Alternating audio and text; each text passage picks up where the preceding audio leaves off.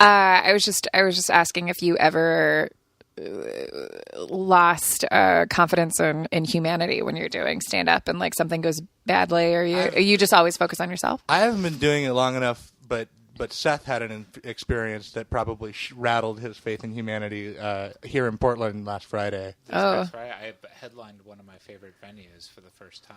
Yeah. And I had the very rare type of heckler whose sole objective is to destroy the show or to take down. And you or just the show? Just him. Just me. I was the headliner, so I was the last guy on after 9 comics that were all nobody really was doing well. Right. And then I went on stage, and this guy just kept doing that cough thing and calling me a douche under his breath. And then finally he was getting ejected. And they said, "You keep saying stuff that's not cool." And he said, "I don't like this guy." Specifically me. I like that he was like, no, you don't understand. I don't like him. No, this guy. Security, you don't get it. Our friend Alex Adney goes up to him. He goes, "Hey, I don't think you know this, but you keep saying the word douche out loud." He goes, "Yeah, I know. I don't like this guy." And then as he was being ejected, he yelled it really loud. And I'm not coughing anymore. Yeah, I was sitting 2 rows in front of him, and he was sitting with his girlfriend, and they were both like laughing and trying to psych each other up. And, no! Yeah, it was the worst. A bummer. Yeah, and like when you're headlining, they're the most drunk. Right. And for sure. And also, it was I had never experienced that. I mean, I've had hecklers like the cutesy. Think they're contributing to the show type of heckler, and but I've just never had like that type and so I didn't know how to deal with it. Like I immediately went back into high school. Like I was like, this is me getting beat up and made fun of in front of a lot of people. It kind of looked like that and too. At one point, I even grabbed my fly because I was like, maybe that's what's up. Is like my shit's hanging out or something. And then maybe that's what's down. Oh man. That's really funny. We had a heckler in Charlotte.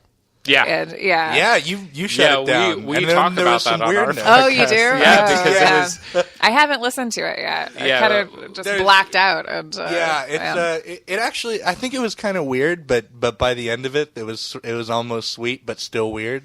Yeah, because that was a weird night. It was a beautiful thing. Like when at the end of the show, when you came back on stage with her, and you were like, "I found her crying in the bathroom." Like, of course, that's where she was. She's the drunk lady that just got called out for being disruptive. I went into the bathroom and was literally peeing and saw her looking through the stall, staring at me like single white female. It wasn't like the really sympathetic found her crying. No, it was she found me while she was crying in the bathroom. And I came out and was just like, are you okay? Right. / are you going to hurt me? Are you going to hurt yourself? Right. What's about to happen? Because I don't know what your rules are anymore. Because once you're willing to stare at me through the stall, then you could maybe you eat your dog. I don't know. I don't know what else happens. Do you live in a refrigerator? I don't know. And when somebody shows themselves to be potentially dangerous, that's when they get brought on stage in Harmania. That's why it's such a great show. I came out of the bathroom and I said, "Are you okay?" And she was like, "Oh, well, someone was just really mean to me on stage." Someone. Yes, yeah. She was lying. I think she knew very well it was me. Right. Or she was so drunk. But she said she had nothing to drink, that she didn't drink at all. Mm. But I said, I just skipped the part. I just skipped saying it was me. I said, you said that you were bored in the middle of a segment where a lot of people were really excited, and it hurt my feelings. Right. Because she said, someone just hurt my feelings. I was like, that hurt my feelings. Yeah. And that's why I responded that way. I said, I have nothing against you. Just responding to you logically. And then she said, oh, it was you. I think it was she was keeping up the appearance. I think you were right. I think that was bullshit. Oh, gosh. Yeah. And she's like, my mom has cancer and she's dying. What? And, yeah. And I said, so then I got guilty. Yeah. And then I said, I'm so sorry. We talked for a little bit more, and I said, "Well, I hope." I said, "Let's, come back come back out. Like if you'd like to, if you feel like you're the villain in the show, I'll bring you on stage and you won't be anymore. And she was like, okay. And I said, and I hope your mom gets better. And she's like, no, she won't get better. She has cancer. And then I was like, I'm not even going to dispute that.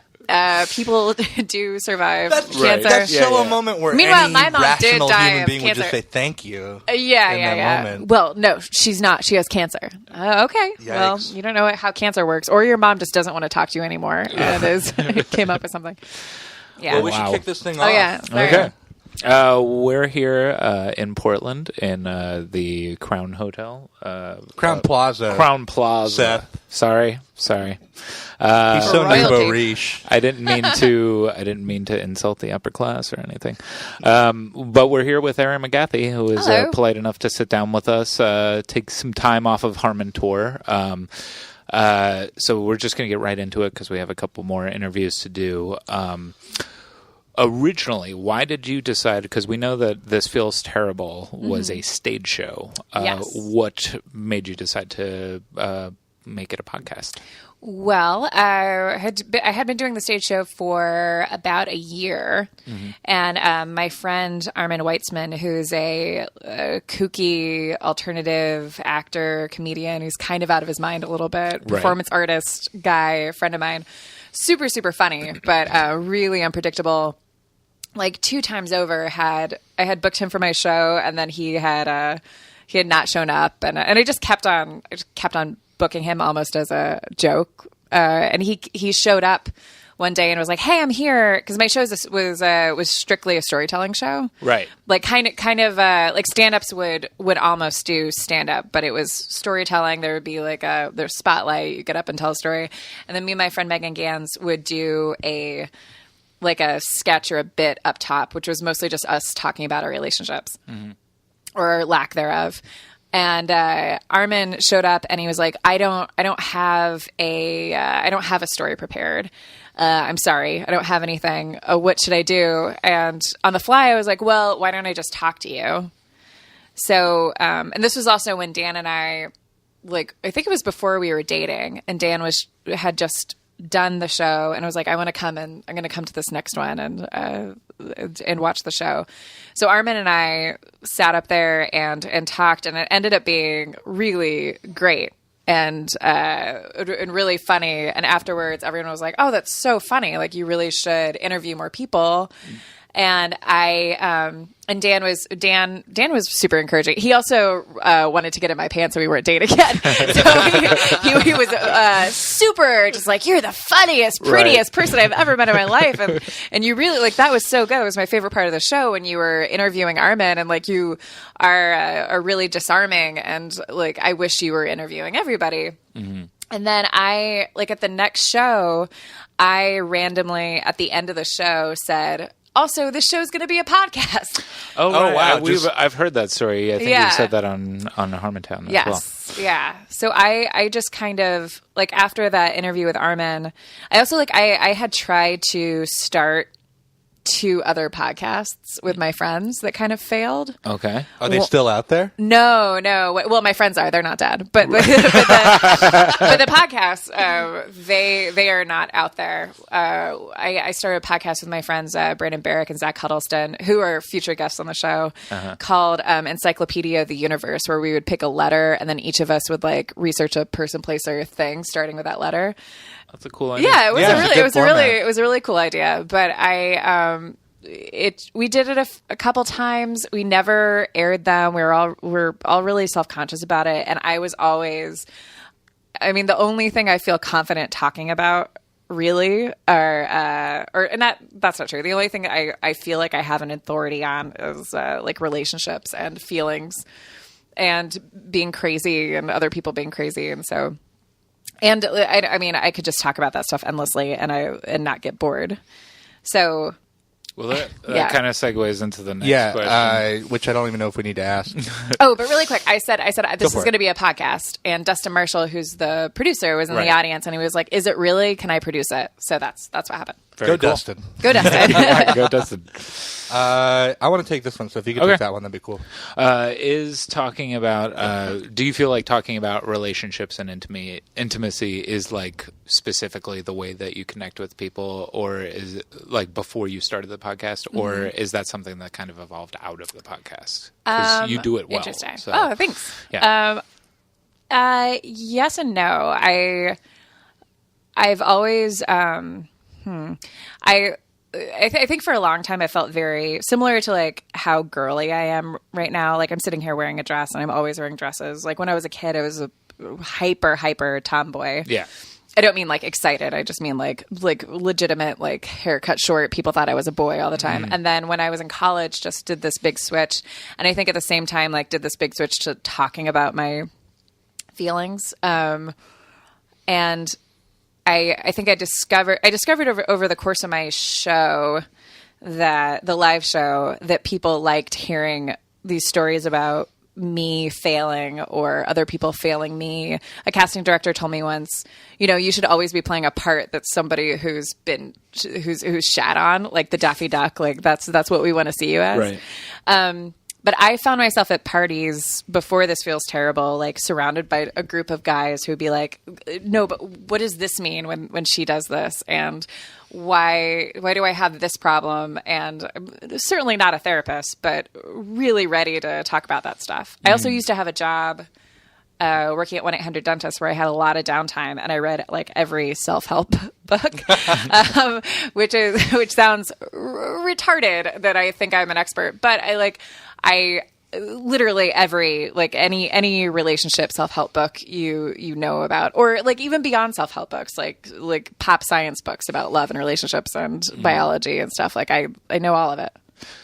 Do you feel like, you said that you kind of made a switch from tomboy to being really girly, and that's when that came out. Do you feel like you made that fashion switch because like you had an inner desire to talk about like girly stuff, and it just seemed? I mean, that would be really convenient to say that was the reason, but no, I think Or do you think that I think you can be butch and talk about your feelings, Seth. I think that's okay. I'm just saying, like, as a man, because there's like the stigma or whatever. As a man, like, whenever I talk about my feelings with a man or a woman, like there's this connotation of like we're having girl talk, right? And which I don't agree with, but this is America. That's really interesting. Maybe. I mean, I don't know. I mean, there was a big connection between me coming into my own sexuality and dressing as a girl and like feeling sexy. Like I think when I started wearing dresses and when I graduated high school, it was very heavy. It was like 250 pounds. And when I went to college my first semester, I lost like 60 pounds and then started wearing dresses and started like dressing cool or like dressing purposefully. Yeah. And I think that was all part of me coming into my own sexually. So, I mean, I guess that comes with feelings and talk about feelings, but I see what you're saying. Since we've kind of moved into organically issues that I think relate to the patriarchy, the system of male dominance and female subservience.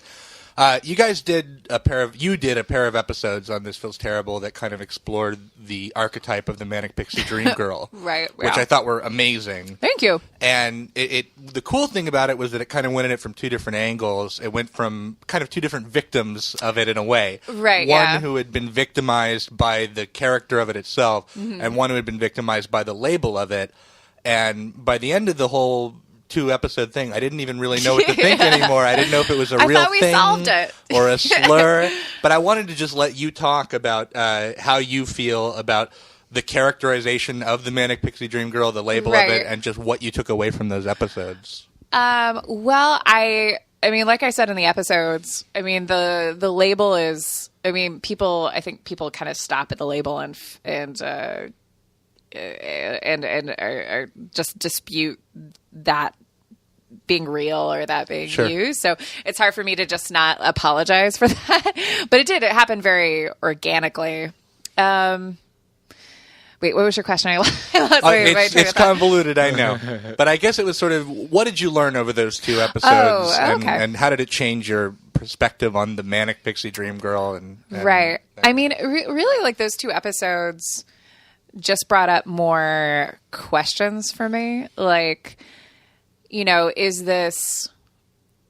I mean, like in the case of my friend Kimber, like if you listen to that episode, you could cite like concrete things, or you'd be like, okay, this is a reason why she needs to be loved, but it feels uncomfortable with it, which I think is like the heart of the Manic Pixie Dream Girl is needing someone to be obsessed with them, but not being able to return that. And then, I mean, that certainly like exists with men too. That's not exclusive to women. So, I mean, the question is it a male? Is that part? Is the Manic Pixie Dream Girl? Is it a male observation or is it a male creation? Like, are you just drawing? Are you just connecting dots, or are you projecting something? I mean, if I had to pick one or the other, I think it's a male. I think it's a creation, because I don't think that it's gender exclusive. I know more about the female side of it because I am a woman, but I think that, you know, when a man exhibits the same quality that a Manic Pixie Dream Girl shows, he's an artist, he's creative, he's aloof. Right. You know, it's not, there's no name for that, because I mean, and there's very little stigma. Oh yeah, there's zero. Like and then it's a woman's fault for not respecting his artistic universe. You know, you have to orbit around him. Right. I mixed metaphor lady.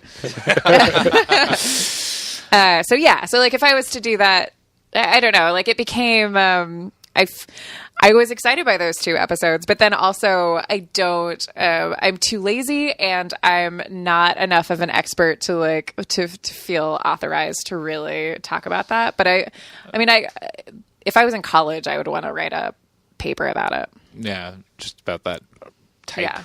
Yeah. I'd like to read your paper about Norman Rockwell. Oh, thanks. Deep cut. Deep cut. Cheers. Referencing my first episode with Dan. I love Dan's response to that. Side note. I like the sketch that you guys play out where he goes back to meet 17-year-old you and tell you about how your paper is pretty terrible. Oh, man.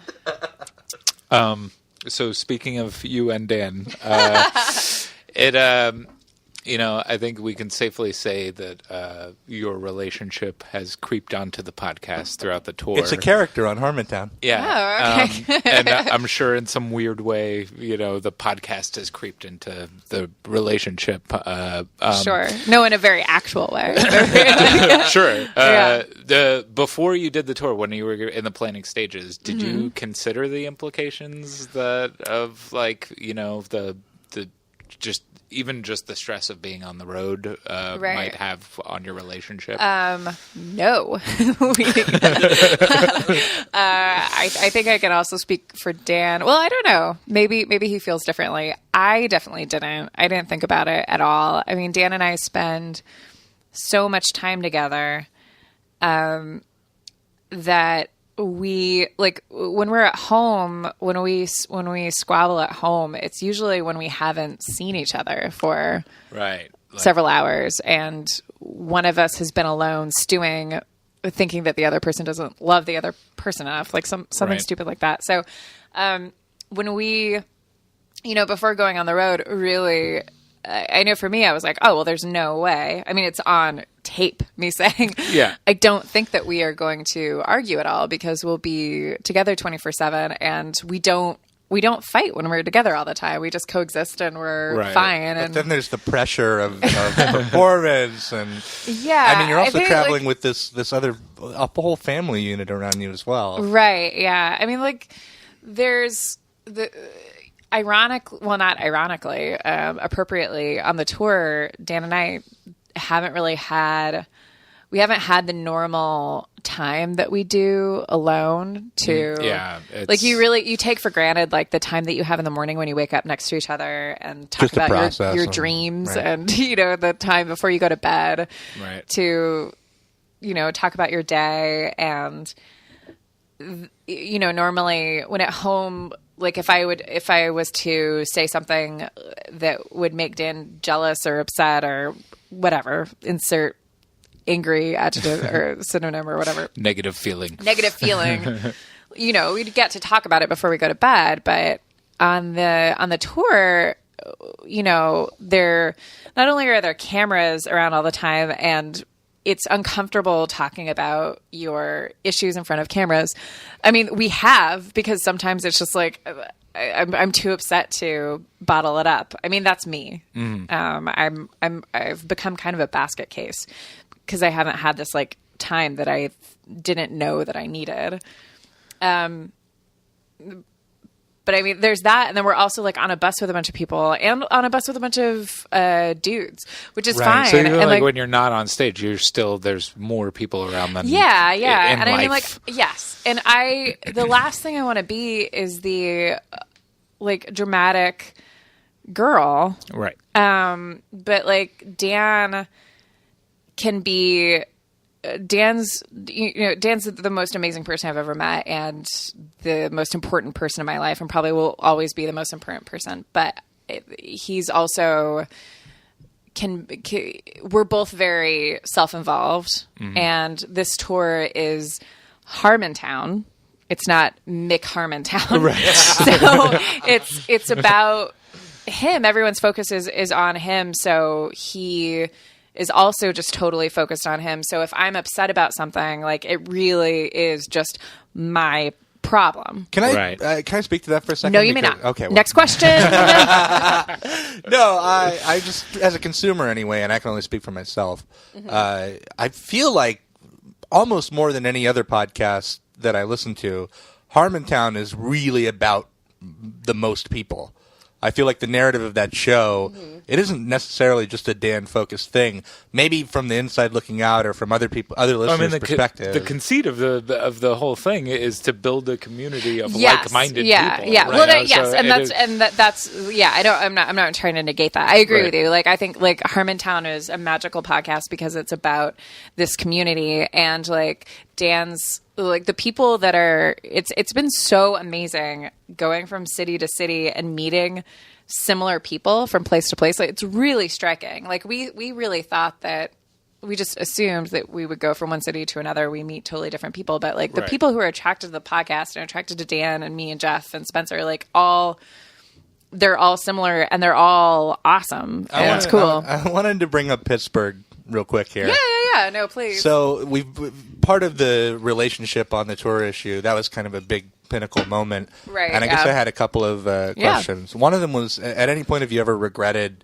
airing such personal moments through the podcast? And then I guess the other question is, as somebody who pays attention to how people react to podcasts, I've seen a massive amount of outpouring of advice and reactions, and some of it's been read on the podcast as well. Yeah. Was any of that stuff helpful in any way? Was any of it hurtful? Okay. So your first question was, do I regret that? Theoretically, no. Actually, yes. When Dan and I are like ourselves on that podcast and are not guarded about our feelings and just talk about whatever's being talked about. And that in Pittsburgh, like he, talked about the fight that we had and talked about it pretty openly, and then asked me if like anything had been said that wasn't true or whatever. I don't know why I'm like now I'm putting Dan under the bus, but I only regret it in that our relationship isn't a podcast, and it isn't it's not a construction, it's not a sketch, and when you make it available to everyone the same way that, like, as an artist, like I feel like as an artist, like a big part of my art, and the only way that I feel like I can really contribute, because I feel like I'm good at it, is being honest and talking about myself and making myself like the butt of jokes and tragedy, and being I don't know, just like hyper honest about everything. So when that happened, the reaction was really crazy, because there were so many people. I mean, more people than there were so many people that were reacted to it very positively, and we're just like, I love your honesty, and like that makes me feel really good. And me and my wife, like, we broke up. I wish that we would have been more honest. Blah, blah, blah. I think I said that read that email on the podcast.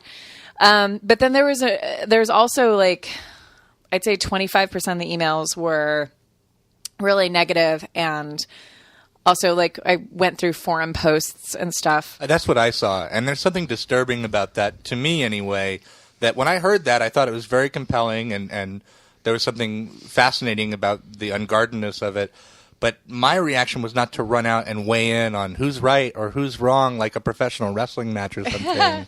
And when I was on the Harmontown forums, that's what was so striking and so disturbing to me. I was like, oh, so this is what reality television is, kind of. It's people arguing over people's arguments. Yeah. Well, and I mean, and in our culture, like when we see someone who is like that open about their relationships, it's usually because they really want attention in that way.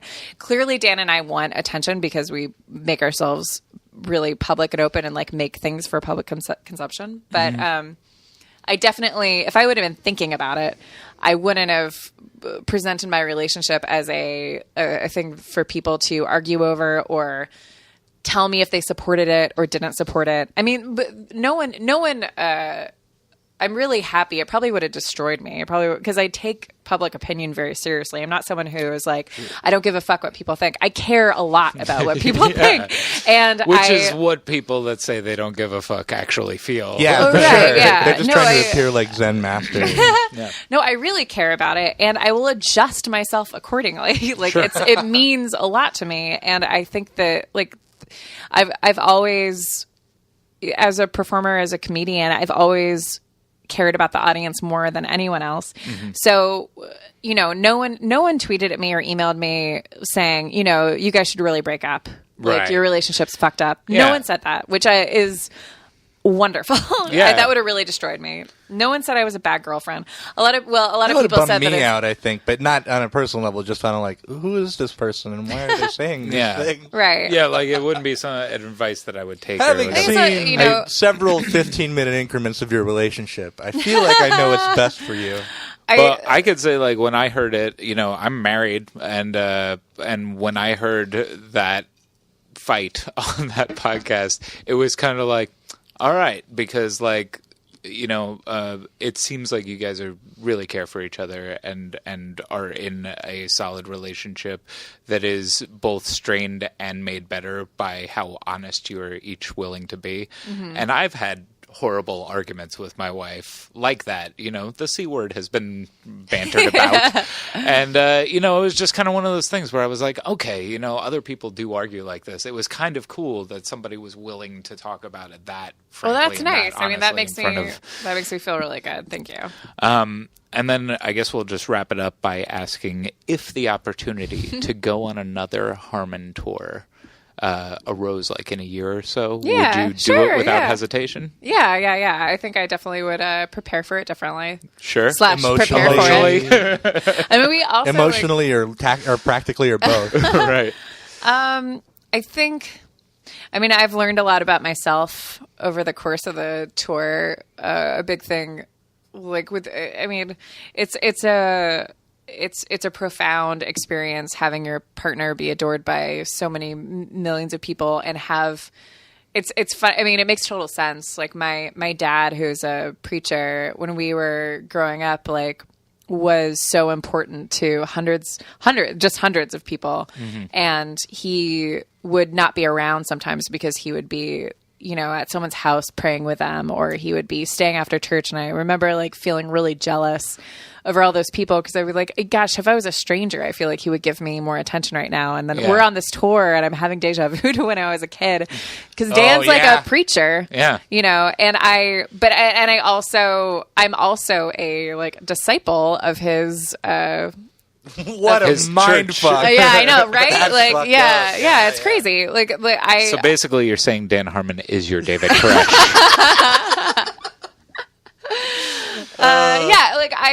He's a hero of mine. He's not only my boyfriend, but also my mentor, and also like, so many, like our relationship is very is dynamic.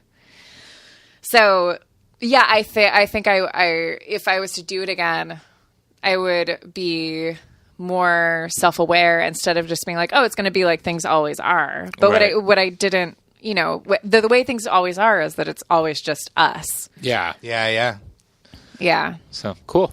Is there anything that you would like to plug, Erin, to our audience of over 150 people? Whoa. I don't know. Listen to the Harmontown podcast.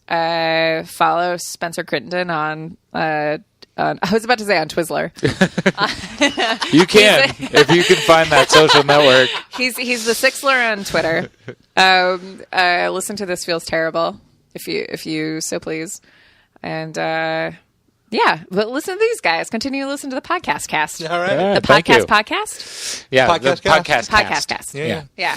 All right. But, okay, thank you for sitting down with us. Yeah. Thanks, Erin. That was awesome. Nice talking to you guys. Well, that was bullshit.